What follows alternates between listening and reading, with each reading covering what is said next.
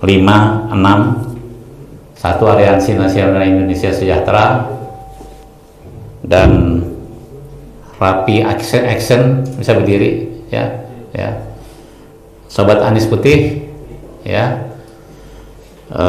Gebrak Banua sudah, ya. API 24, ya. Dan Sigap, ya.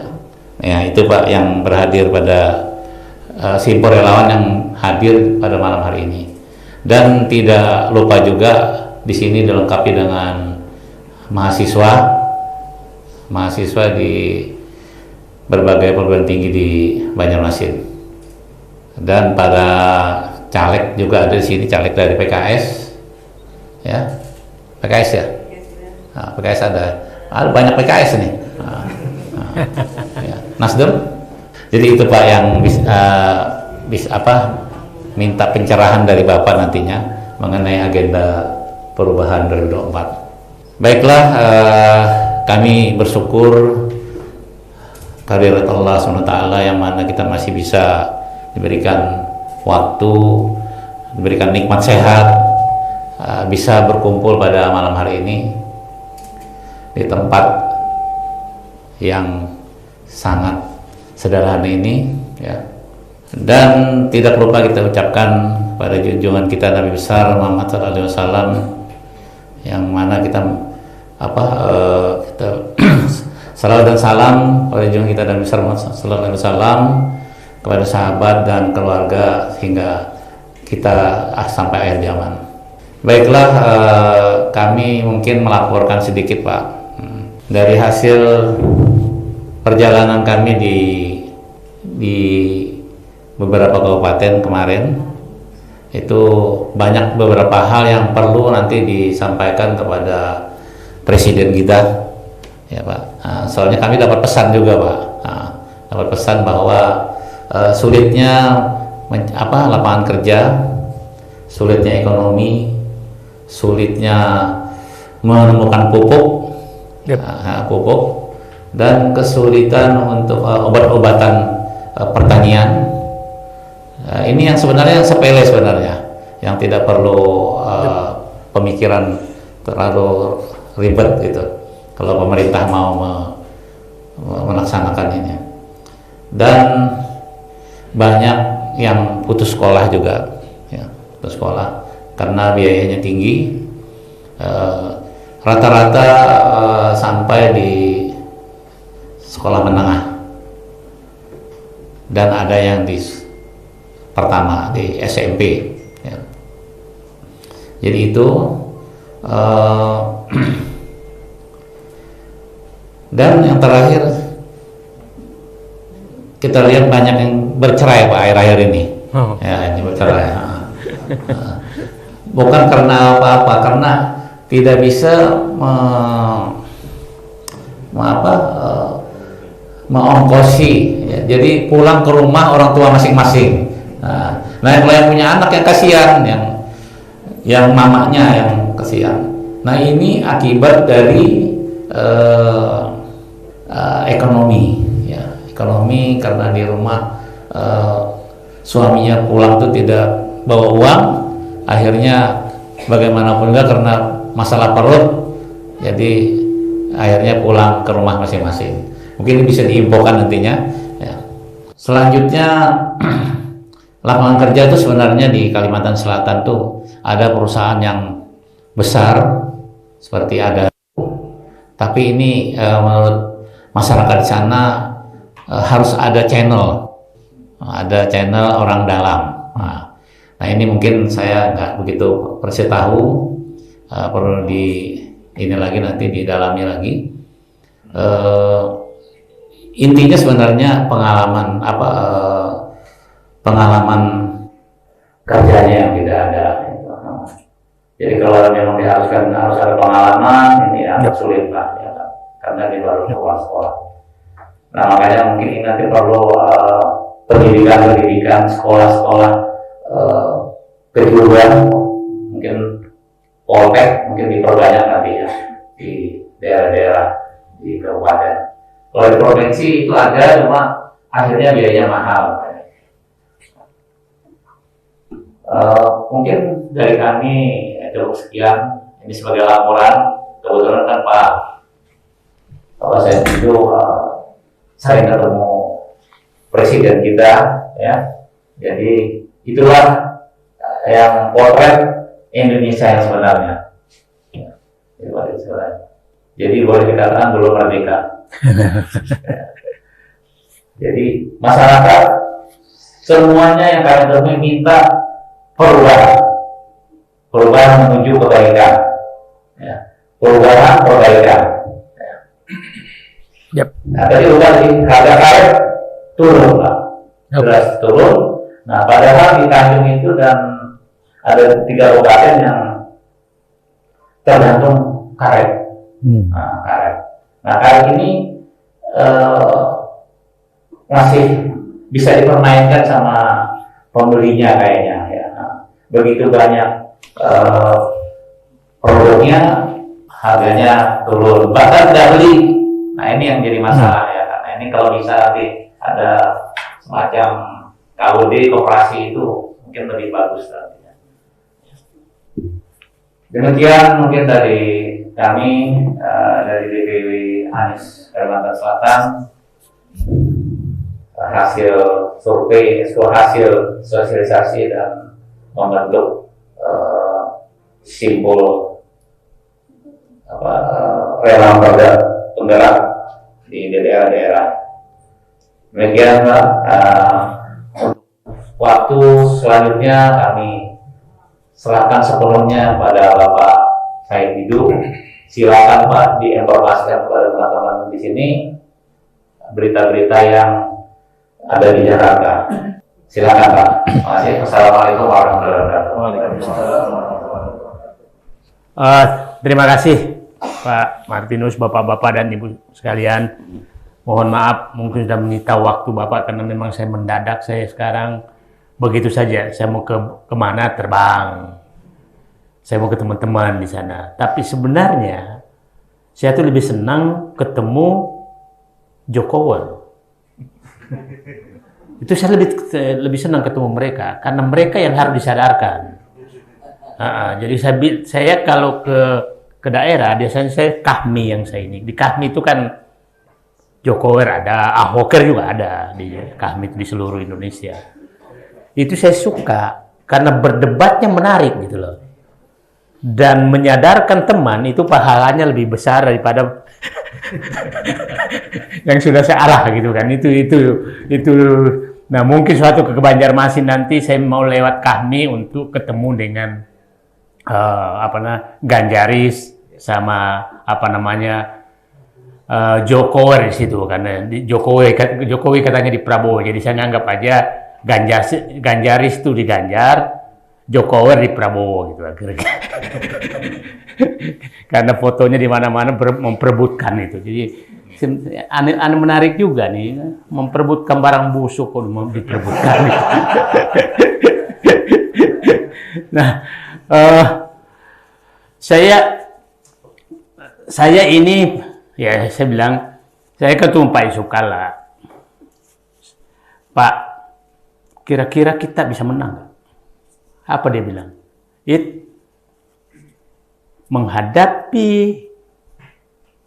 penguasa yang terlalu mencintai kekuasaan. Ini kita harus perhalus kata-kata ini kan nanti kita kena juga Mas. Karena teman kita Pak Rocky Gerung itu saya dapat informasi kamarnya sudah disiapkan gitu. Jadi belum diperiksa pun kamarnya sudah disiapkan gitu kan. Jadi menghadapi penguasa yang terlalu mencintai kekuasaan dengan berbagai cara hanya bisa dikalahkan dengan keluarnya para petarung-petarung. Itu kata beliau ke saya. Maka saatnya semua petarung keluar dan saya pikir malam ini yang ada orang ini adalah para petarung. Itu ininya ke saya. Nah, itulah kenapa muncul waktu Pak Anies menyatakan syarat 0 calon wakil presidennya adalah bersih dan petarung. Itu sebenarnya terinspirasi dari situ. Jadi ini bukan setengah-setengah ini. Ini betul-betul petarung dan menghadapi segala risiko. Ya, saya tadi ngomong Pak Martinus, saya ini hampir semua jabatan pernah saya tempati, pernah di Senayan, pernah. jadi pernah saya semua jabatan pemerintahan saya pernah gitu. Tapi saya memilih keluar menjadi petarung, manusia merdeka. Itu ternyata lebih bahagia daripada di dalam menjadi penikmat. Jadi Pak Martinus, saya boleh cerita sedikit kenapa manusia merdeka begini. Saya kan pernah dengan Pak Jokowi 2014 sampai 2016. Setelah saya ngikuti, kok susah sekali dipercaya ini. Susah sekali nggak dipercaya. Jadi saya tanya istri saya, sholat maghrib, Mam, tolong hitung aset kita. Apakah kita masih bisa hidup 20 tahun tanpa pemasukan? Istri saya habis sholat isya, gimana? Ya kalau nggak sakit-sakit, insya Allah cukup. Besok aku mundur semua dari jabatan dan menjadi manusia merdeka. Saya mundur semua jabatan, saya kehilangan penghasilan itu 272 juta sebulan. Bismillah. Tapi ternyata memang rezeki dari Allah tuh ada aja, jadi nggak berubah juga. Masih kalau mau umrah masih bisa berangkat, haji masih bisa, mau jalan-jalan masih bisa, tidak mengurangi juga. Jadi percayalah. Nah itu pilihan. Sekarang kenapa agenda perubahan ini kita harus dorong? Karena begini, kalau bapak kita di atas bus, sopirnya udah tahu bahwa masuk jurang, masa kita nggak tendang sopirnya untuk selamatkan diri, menyelamatkan? Kan prinsipnya kan begitu. Saya menganggap negara ini sudah menuju jurang karena sopirnya ugal-ugalan. Kalau ugal-ugalan, masa kita diam? Twitter saya tadi menyatakan, apabila Anda tahu bahwa penguasa sudah menjual negara ini, dan apakah Anda marah? Kalau Anda marah, apa kata-kata yang paling kasar yang keluar dan harusnya dari mulut Anda? Maksud saya mau maklumi kata-katanya Rocky Gerung itu. karena mungkin sudah gondok sekali gitu. Coba bayangkan ribuan orang demo tiap hari udah berapa tahun, nggak ada yang didengarkan. Kita sudah berkeliaran berteriak, nggak ada yang didengarkan. Jadi kalau udah nggak didengarkan terus, apa yang kita bisa lakukan? Kecuali ya kata-kata. Tapi mungkin juga ini kan masalah diksi saja. Kalau orang Manado itu kan saling memaki sebenarnya tuh kalau kata-katanya itu. Jadi karena dia orang Manado mungkin biasa saja itu kan. Biasa bilang tadi ke Pak Martinus, kalau di kampung saya tuh kalau ada anak jagoan nangkep ular gede, bajingan sekali anak ini. Maksudnya tuh berani sekali gitu. Jadi nah ini repotnya Indonesia nih karena seakan-akan Indonesia itu Jawa gitu kan. Dan Jawa Tengah gitu. Padahal di diksi-diksi lain kan biasa saja gitu. Dasar tipu Aceh, kan nggak marah orang Aceh Pak, ya kan Pak? Orang Surabaya jancok kau kan, biasa-biasa aja gitu. Nah, tapi ini coba, saya kemarin diundang TV One bicara tentang ini. Terus saya tanya penyiarnya, mau dibahas apa? Rocky Gerung itu semua berita-berita kebohongan, dianggap kebohongan, dikumpulkan dan dianggap sebagai penyebar kebohongan. Wah bagus aja tuh saya bilang. Kalau gitu yang menyatakan menjual mobil SMK itu juga kena juga dong. Kan itu bohong yang sangat nyata gitu. Jadi bagus juga tuh saya bilang. Nanti kalau itu kita masukin juga bahwa ada pembohong lebih parah gitu kan. Duit di kantongku 11.000 triliun kan semua masih lengkap. Saya tidak akan impor beras, tidak akan Indonesia kan. Masih lengkap semua, kita kumpulin semua aja gitu loh. Jadi kalau Rocky Gerung kena, ya yang bohong lain itu kena juga dong. Clear kan? Saya bilang, oh jangan begitu dong. Ya enggak. Jadi biasanya tuh kalau tangan Allah bekerja, tidak sadar orang menggali kuburannya. Jadi saya pikir sama dengan saya ketemu Anies di Mekah. Kayaknya Bapak jadi presiden itu nanti hanya gara-gara rumput JIS, Jakarta Internal.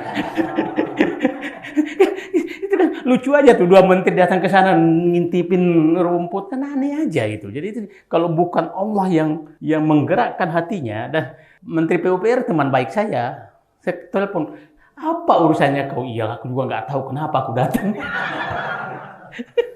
Itu kalau tangan Allah sudah bekerja, ya begini kita nggak bisa gara-gara rumput JIS aja nanti kau jadi presiden tuh. Dan saya semakin hari semakin ya lihat mahasiswa kemarin pasti tanya Pak Bupati itu Anies semua itu kan kita nggak tahu apalagi berikutnya kita nggak pernah tahu. Oke, saya ingin agenda perubahan apa sih yang harus kita ini kan supaya bapak-bapak dan ibu kita satu bahasa ke bawah bahwa memang negara ini harus berubah, harus ada perubahan. Ada 10 yang saya catat. Satu adalah keadilan. Kedua adalah penegakan hukum. Ketiga adalah kesejahteraan. Keempat adalah kohesivitas sosial. Nanti saya jelaskan satu demi satu. Yang kelima tentang penyelesaian utang. Yang keenam adalah dinasti kekuasaan. Ini harus juga harus ada perubahan, ada gejala mengarah ke sana. Ketujuh adalah korupsi. Kedelapan adalah prioritas pembangunan. Ini kita harus lakukan perubahan. Kesembilan adalah pengolahan sumber daya alam dan ke-10 adalah hubungan internasional. Ini 10 agenda perubahan. Pembangunan saya bilang sekarang kalau ini tadi masalah saya bilang begini.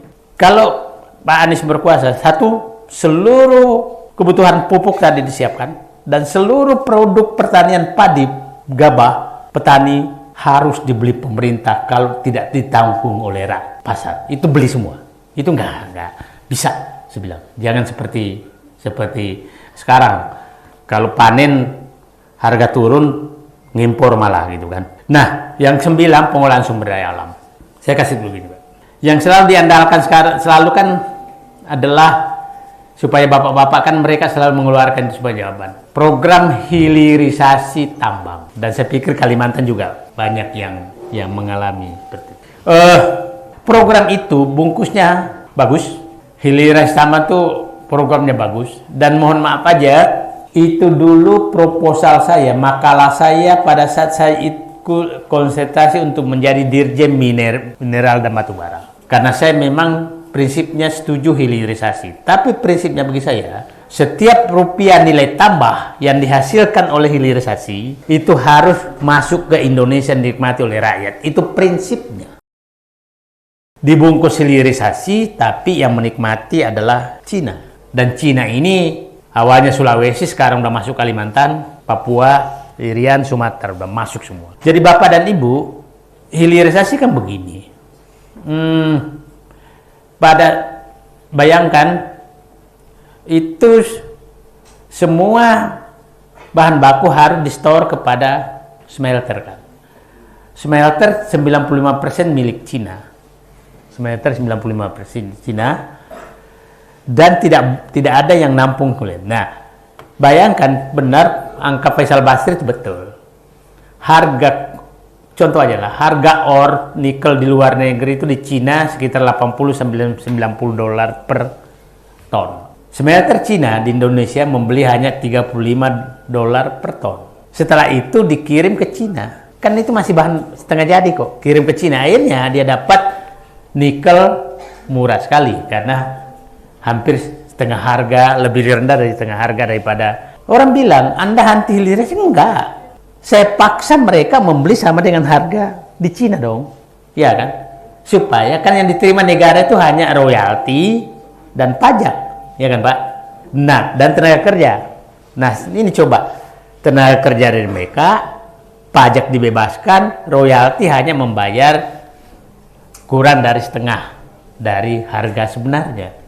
Jadi, saya bilang, hilirisasi adalah aneksasi sumber daya alam ke Cina, penyerahan sumber daya alam ke Cina.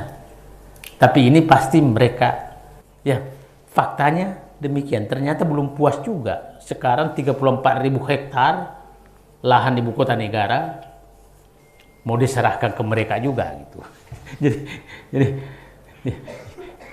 Jadi, nah ternyata belum cukup. Nah, terakhir nanti saya lebih senang kalau dialog.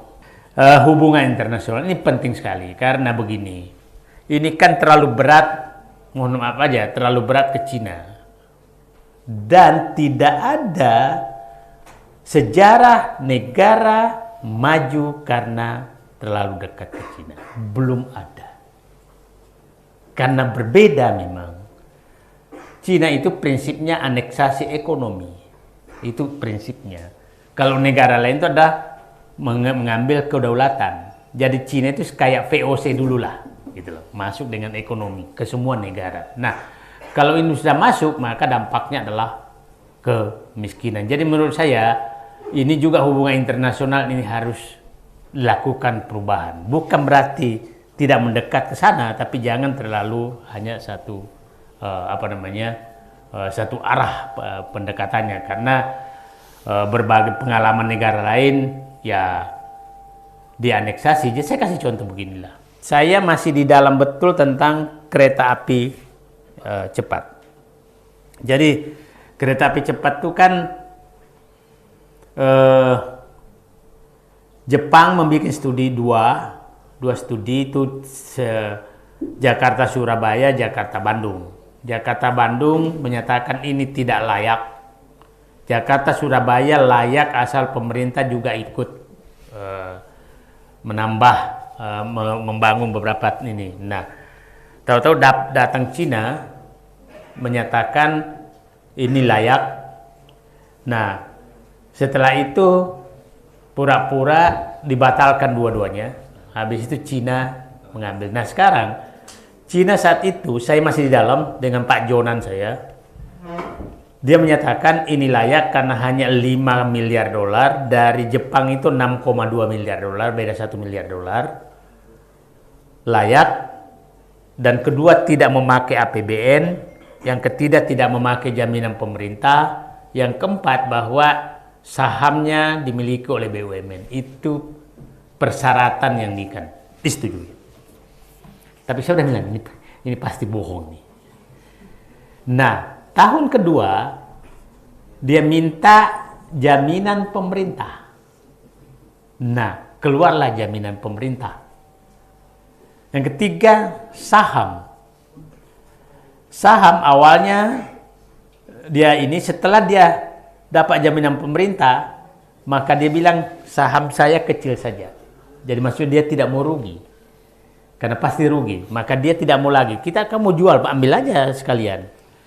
Setelah itu naik anggarannya sekarang sudah 8 miliar dolar, hampir 2 kali lipat naiknya. Nah, jadi tapi menariknya Menteri Perhubungan menyatakan akan menyerahkan lagi tambahannya Jakarta, Bandung, Surabaya. Ini Menteri Perhubungan nih nggak tahu saya mikirnya kayak apa gitu kan. Kalau ke Bandung saja baru layak kalau Rp450 per penumpang yang 120 km. Berarti kalau ke Surabaya 800 km lebih karena lewat selatan, maka kali 7 kali 4 berarti 3 juta, 3,5 juta ke Surabaya. 4 juta rupiah ke Surabaya. Ini orang ini gimana orang naik 3,5 juta pakai kereta api cepat ke Surabaya? Nah, logikanya di mana gitu loh. Nah, ke Bandung saja ya Bapak dan Ibu, contoh lah. Kan ini kita turun di Halim, itu enggak Halim ya 10 meter dari Bekasi lah. Turun di Padalarang atau Tegaluar. Dari rumah saya umpamanya, saya harus naik Grab itu kalau padat 120.000 lah. Dari Jakarta itu 100 ribu. Terus naik kalau 300.000 berarti sudah 400.000. Terus dari Padalarang masuk kota Bandung itu kira-kira 50.000. 70.000 lah kira-kira. Berarti kira-kira 500.000. Nah, waktunya kalau padat Jakarta dari Jakarta ke sana itu 1 jam juga ke Halim. Dari Padalarang ke Halim atau Tegaluar ke pusat Bandung itu 1 jam juga. Jadi 1 jam tambah 45 menit, 1,45 menit tambah 1 jam, 2 jam, 3 jam. Kalau saya naik travel, dijemput di rumah saya, maka 3,5 jam. 70.000 atau 100.000. Kan hanya orang tidak tolol yang naik kan. hanya orang tidak tolol yang tidak naik trip, ya kan Pak? Nah, ini logika-logika. Nah, Bapak bisa bayangkan, saya kasih contoh lagi ya, yang dibanggakan kereta api Sulawesi, dibanggakan kan, kereta api Sulawesi, kampung saya. Disebutkan Pare-Pare Makassar.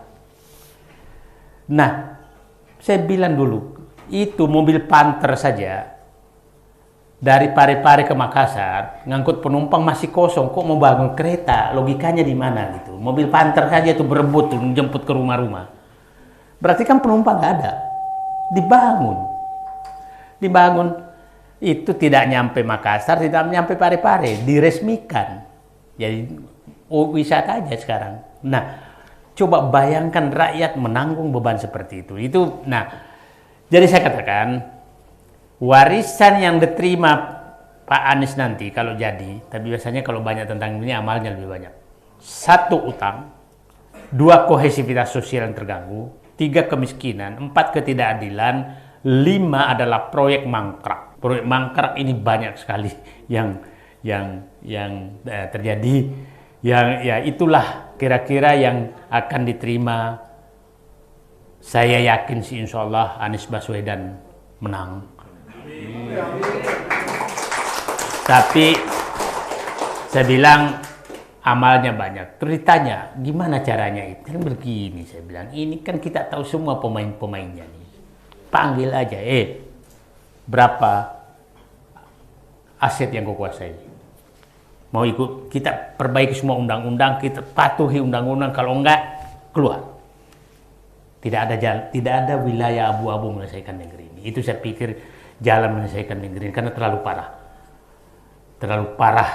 Jadi coba Bapak baca terus kan, BUMN bangkrut kiri kanan. Kalau BUMN hafal betul saya itu, di luar kepala saya itu. Nah, saya belum nitip ke Erick Thohir, Pak Erick, kalau tidak bisa memperbaiki BUMN, minimal Anda tidak merusak. Itu saja yang saya minta, karena BUMN dia terima lah dalam keadaan baik-baik semua gitu. Anies Presiden.